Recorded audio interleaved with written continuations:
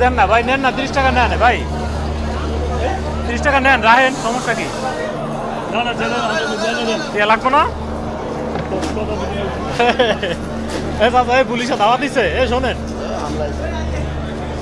এই ডিম পলান কে, কই যান? কাকা রাখেন না, কম রাখেন, সমস্যা কি? আর 10টা দাও, আর 10টা দাও। রাখেন না, রাখেন না, এই 20 টাকা তো রাখতে পারেন কাকা।